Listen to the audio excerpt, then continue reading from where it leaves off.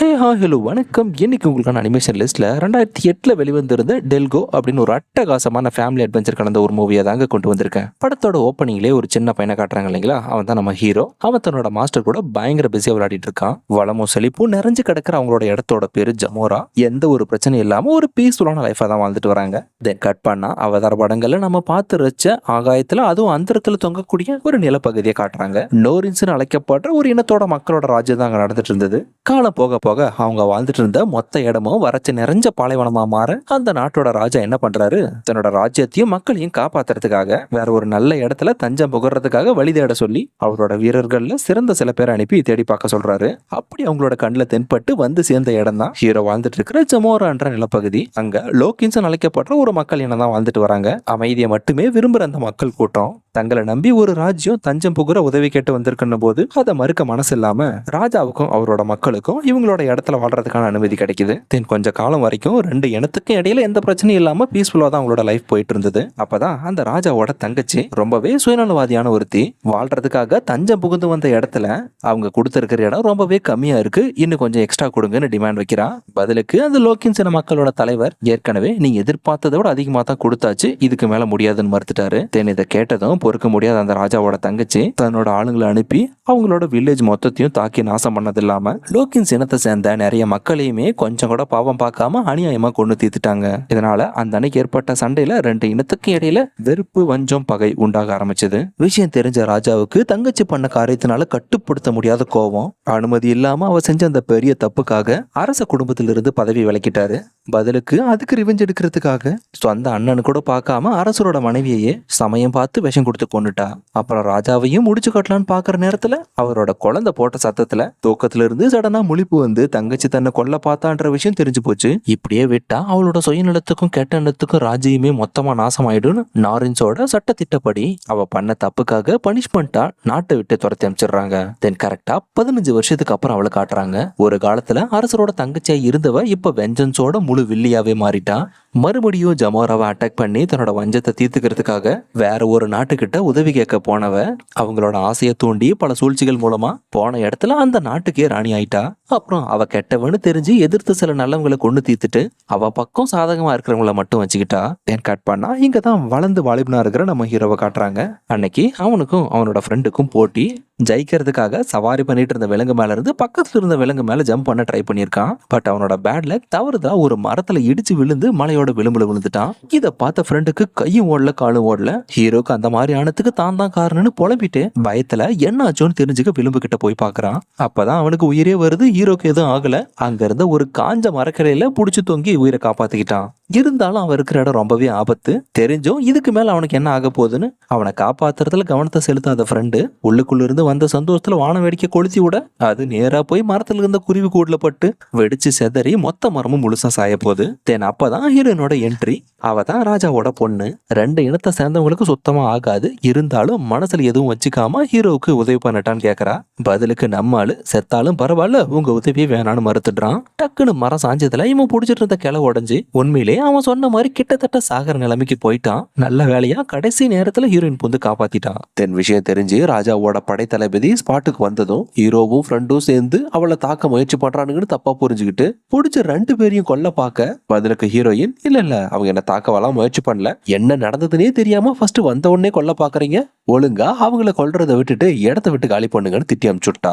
உடனே இந்த விஷயம் ராஜாவோட காதுக்கு போயிடுச்சு. தென் தன்னோட மகளான ஹீரோயினையே கூப்பிட்டு வச்சு விசாரிக்கிறாரு. ஏற்கனவே ரெண்டு இனத்துக்கு இடையில பிரச்சனை போயிட்டு இருக்குன்னு தெரியும், இருந்தாலும் ஏன் உதவி பண்ண போனேன்னு. இதனால ராஜாவோட பொண்ணாவே இருந்தாலும் ரூல்ஸ் எல்லாருக்கும் ஒண்ணுதான். அடுத்து உன்னோட இந்த மாதிரி செயல்கள் மக்களோட பார்வைக்கு தெரிய வந்ததுன்னா அப்புறம் அவங்களே உன்னை வெறுக்க ஆரம்பிச்சிருவாங்க. சோ இனி இந்த தவிர ஒருபோதும் செய்யக்கூடாதுன்னு கொஞ்சம் கடினமான அட்வைஸ் கொடுத்ததும் சடனா அவ டென்ஷன் ஆகி கோச்சிட்டு போயிட்டா. இதெல்லாம் ஒரு பிரச்சனைன்னு கூப்பிட்டு வச்சு பேசிட்டு இருக்கீங்களேன்னு. ஹீரோக்கு சின்ன வயசுல இருந்தே எல்லாமே அவனோட மாஸ்டர் தான். அவருக்கு இந்த ஐம்பூதங்களை கண்ட்ரோல் பண்ற பவர்ஸ் மாதிரி ஒரு சாதாரண கல்ல கூட கண்ட்ரோல் பண்ற வித்தையில கை தேர்ந்தவர். அப்படி இருக்க தன்னோட மாணவனான ஹீரோக்குமே ஹீரோவுமே அது எப்படின்றத சொல்லி கொடுக்குறாரு. இனிஷியலா ஹீரோவால அதை செய்ய முடியல. மனசை ஒருநிலைப்படுத்தி செஞ்சாதான் எந்த ஒரு காரியமும் கைகூடும், ஒவ்வொரு வித்தைக்கும் ஒவ்வொரு வரமுறை இருக்குன்னு இப்படிதான் செய்யணும்ன்றத கத்து கொடுத்துட்டு இருக்காரு. லாஸ்ட் டைம் ஹீரோவையும் அவனோட ஃப்ரெண்டையும் பிடிச்சு கொல்ல பார்த்த விஷயம் எப்படியோ அவனோட இனத்தை சேர்ந்த மக்களுக்கு தெரிஞ்சு போச்சு. தென் அதுக்கு பதிலடி கொடுக்கறதுக்காக நேரம் பார்த்து ஹீரோவை அட்டாக் பண்ண நோரின்ஸ் என்ன சோல்ஜர்ஸ் அவங்க இடத்துக்குள்ளே நுழைஞ்சு சண்டை போட்டு சம்பவம் பண்ணி விட்டு வந்துட்டாங்க. அதுக்கு கண்டிப்பா திரும்பவும் நம்ம அவங்களுக்கு பதிலடி கொடுத்தே ஆகணும்னு ராஜாவோட ஆலோசகரா இருக்க ஒருத்தன் அவனுங்க பண்ற பிரச்சனை எல்லாம் பார்த்தா போருக்காக தான் நல்லாவே தெரிய வருது. என்ன சொல்றீங்க ராஜா, நீங்க சொன்னீங்கன்னா போதும் அதுக்கான வேலையை ஆரம்பிச்சிடலான்னு போது எது போரா என்னைக்குமே அது மட்டும் முடியாதுன்னு யோசிக்கவே இல்ல, மறுத்துட்டாரு. என்னதான் சண்டையால ரெண்டு இனத்தை சேர்ந்த மக்கள் பிரிஞ்சிருந்தாலும் எங்க இருந்து வந்தோன்றத மறக்க கூடாதுன்றது அவருக்கு நல்லாவே தெரிஞ்சிருக்கு. சோ அவங்கள நம்ம பாதுகாக்க தான் முயற்சி பண்ணணும்ட்டாரு. ஒரு பக்கம் அந்த அன்னைக்கு ஹீரோவை காப்பாத்த முயற்சி பண்ணும்போது தவறுதலா ஹீரோனோட நெக்லஸ் ஒண்ணு மிஸ் ஆகி போயிடுச்சு. ஆக்சுவலா அது அவளோட அம்மாவோட சென்டிமெண்டான ஒண்ணு. அவ தேடி பார்க்க வந்த இடம் ஆபத்துன்னு தெரிஞ்சுமே அதை கண்டுபிடிக்கிறதுக்காக போன இடத்துல அவளுக்கே தெரியாம புதருக்குள்ள மறைச்சிட்டு இருந்த டிராகன் ஒண்ணு சமயம் பார்த்து திடீர்னு வந்து அவளை அட்டாக் பண்ண பாக்குது. கரெக்டா அப்பதான் நம்ம டைமிங்ல வந்து அதுகிட்ட இருந்து அவளை காப்பாத்துறான். சோ இந்த ஒரு சம்பவமே அவங்களுக்கு இடையில ஒரு ஃப்ரெஷ் வைபை கொண்டு வந்தது. பேச்சுவார்த்தையா இருந்தது, கொஞ்சம் கொஞ்சமா புரிதலை ஏற்படுத்த அப்பதான் தொலைஞ்சு போன நெக்லஸை தேடிதான் வந்தான்னு காரணத்தை எடுத்து சொல்லிட்டு அங்கிருந்து கிளம்புறா.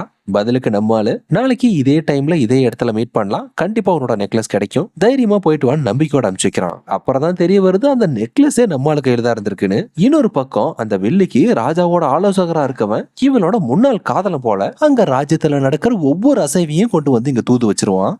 இவன் கெட்டவன்ற விஷயம் ராஜாவோட படைத்தளபதிக்கு தெரிஞ்சு போச்சு. விட்டு வச்சா எப்படி ராஜா கிட்ட போய் நம்மளையே போட்டு கொடுத்துருவான்னு அதுக்கு முன்னாடியே ஒரு மாஸ்டர் பிளானோட ராஜாவோட கையாலேயே அந்த படைத்தளபதி அரெஸ்ட் பண்ற மாதிரி ஆர்டர் போட வச்சுட்டான் அந்த ஆலோசகர். அப்புறம் மனசுல வெஞ்சன்ஸோட ஹீரோவோட இனத்தை அழிச்சு ஆகணுன்றதுக்காக அன்னைக்கு நைட்டே ஊருக்குள்ள புகுந்து ஒரு இடத்த விடாம நாசம் பண்ணது இல்லாம பாடம் சொல்லி கொடுக்கிற மாஸ்டரோட பள்ளிக்கூடத்தையும் மொத்தமா சர்வநாசமாக்கிட்டான். தென் சம்பவ இடத்துக்கு வந்து பார்த்த ஹீரோக்கு கொலை வெறி. இனிமேவும் அவனுங்களை சும்மாவே விடக்கூடாதுன்னு துணிஞ்சு கிளம்ப பாதியிலே தடுத்த மாஸ்டர் என்னைக்கு ஒரு பிரச்சனைக்கு சண்டை சொல்யூஷன் ஆகாது, காலம் எல்லாத்துக்கும் பதில் சொல்லும், காத்திருந்தா மட்டும் போதுன்ட்டு அப்படியே ஹீரோவோட ஆக்ரோஷத்தை ஆஃப் பண்ணி விட்டாரு. அப்புறம் வில்லியும் ஆலோசகரும் சேர்ந்து அடுத்து ஹீரோயினை கடத்துறதுக்காக ஒரு பிளான் போடுறாங்க. அதுக்கு தகுந்த மாதிரியே ஹீரோயினும் ஹீரோவை பாக்குறதுக்காக டிப் டாப்பா ரெடி ஆயிட்டு அரண்மனையில இருந்து அவன் சொன்ன இடத்துக்கு வந்து சேர்றா. அங்க அவளுக்கு சர்ப்ரைஸா சொன்ன மாதிரியே ஹீரோவும் அவளோட அம்மாவோட நெக்லஸ் கொடுத்து தன்னோட காதலை வெளிப்படுத்தி ப்ரொபோஸ் பண்றான். ரொம்ப நேரத்துக்கு ரெண்டு பேருக்கு இடையில நல்லா தான் பேச்சுவார்த்தை போயிட்டு இருந்தது. பட் ஒரு கட்டத்துல கல்யாணம் வரும்போது ரெண்டு இனத்துக்கு இடையில கண்டிப்பா பிரச்சனை வரும்னு பேசிட்டு இருந்த கேப்ல திடீர்னு சண்டை வருது. டக்குன்னு ஹீரோ உணர்ச்சி வசப்பட்டு ஹீரோனை திட்டிடுறான். தென் அவன் அங்கிருந்து கோச்சிட்டு கிளம்பிட்டா. ஈவன் அவன் கன்வின்ஸ் பண்ண எவ்வளவு ட்ரை பண்ணியுமே தென் இதுதான் கரெக்டான சமயம் அந்த ஆலோசகர் என்ன பண்றான்,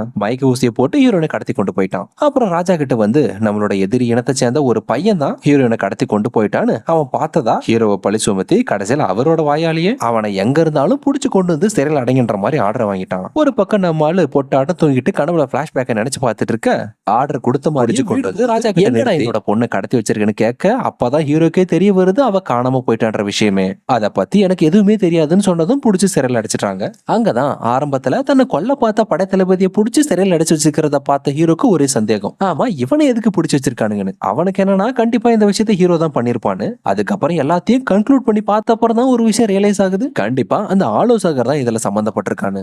ரெண்டு பேருக்கு இடையில மியூச்சுவலா ஒரு டீல். அடைச்சு வச்சிருக்கிற கூண்டுல இருந்து படைத்தளபதியை வெளியே வர வச்சா அதுக்கு பதிலா ஹீரோவை சிறையில இருந்து சேஃபா தப்ப வைக்கிறதா வாக்கு கொடுக்குறான். அண்ட் அதே சமயம் ரெண்டு இனத்தை சேர்ந்த மக்களுக்கும் நாளுக்கு நாள் பிரச்சனை போயிட்டே இருக்கேன்னு இல்லாத பொல்லாது எல்லாம் சொல்லி அரசரோட மனசை மாத்தின அந்த ஆலோசகர் அடுத்து அவன் நினைச்ச மாதிரியே போர் தொடுக்கிறதுக்கான அனுமதியுமே வாங்கிட்டான். டீல் போட்ட மாதிரியே அடைச்சு வச்சிருந்த கூட்டை விட்டு ஹீரோ தப்பிக்க வச்சதும் சிறையில இருந்து வெளியே போறதுக்கான வழியை படைத்தளபதி பார்த்துட்டு இருக்கான். அங்க ரெண்டு இனத்தை சேர்ந்த மக்களுக்கும் தண்டாரா போயிடுச்சு, போர் ஆரம்பிக்க போகுதுன்னு. சோ அதுக்காக எல்லாரும் தயாராயிட்டு இருக்காங்க. இது எல்லாத்தையும் நிறுத்தணும்னா களத்துல போய் போர் செய்யறதை விட கடத்தி வைக்கப்பட்டிருக்கிற ஹீரோயினை காப்பாத்திட்டாலே போதும், அப்புறம் இந்த போரெல்லாம் தானாவே நின்றுன்னு முன்னாடியே யோசிச்சு சிறையில இருந்து சேஃபா வெளியே வந்த ஹீரோ ஃப்ரெண்ட் அண்ட் படைத்தளபதி 3 பேரும் சேர்ந்து இளவரசியை தேடி கிளம்பிட்டு இருக்காங்க. ஒரு பக்கம் அந்த வில்லி தன்னோட காதலனான அந்த ஆலோசகர் மூலமா பிளான் பண்ண மாதிரியே ஹீரோயினை அவளோட இடத்துக்கு கடத்தி கொண்டு வர வச்சவ எல்லாருக்கும் முன்னாடி கட்டி வச்சு அவளோட 2 ரெக்கையும் வெட்டி எடுத்து பறக்க முடியாத மாதிரி செஞ்சு அது ஒரு திருவிழாவா செலிப்ரேட் பண்ண முயற்சி பண்றா. தென் ஸ்பாட்டுக்கு வந்த நம்ம ஆளுக்கு இளவரசியோட நிலைமையை பார்த்து ஒரே மன வருத்தம் ஆயிடுது.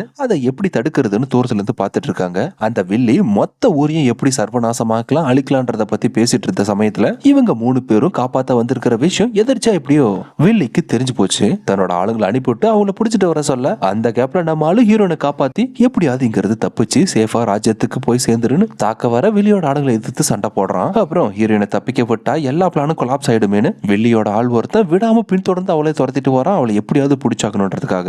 அப்ப அந்த படைத்தளபதி தான் இடையில பூந்து ஹீரோனை காப்பாத்துறான். நம்ம ஹீரோக்கு வில்லியோட ஆளுங்க கூட சண்டை போடும் போதுதான் அவனோட மாஸ்டர் தற்காப்புக்காக சொல்லி கொடுத்த ஒவ்வொரு வித்தையும் பயன்படுத்த ஆரம்பிக்கிறான். அது மூலமா தன்னை காப்பாத்திக்கிறது மட்டும் இல்லாம எதுக்கு வரவங்களை இடம் தெரியாம ஆக்குறவளுக்கு அவனோட பவர் பயங்கர பவர்ஃபுல்லா இருக்கு. அண்ட் இன்னொரு பக்கம் நோரின்ஸ் அண்ட் லோக்கின்ஸ் 2 இனத்தை சேர்ந்த மக்களுக்கும் இடையில போர் ஆரம்பிக்க போறது கன்ஃபார்ம் ஆனதுக்கு அப்புறம் எல்லாருமே போர்க்களத்துல ரெடியா வந்து வெயிட் பண்ணிட்டு இருக்காங்க. ஒன்ஸ் போரோட முழக்கம் கேட்க ஆரம்பிச்சதும் 2 இனமும் மாறி மாறி சண்டை போட்டுக்கிறாங்க.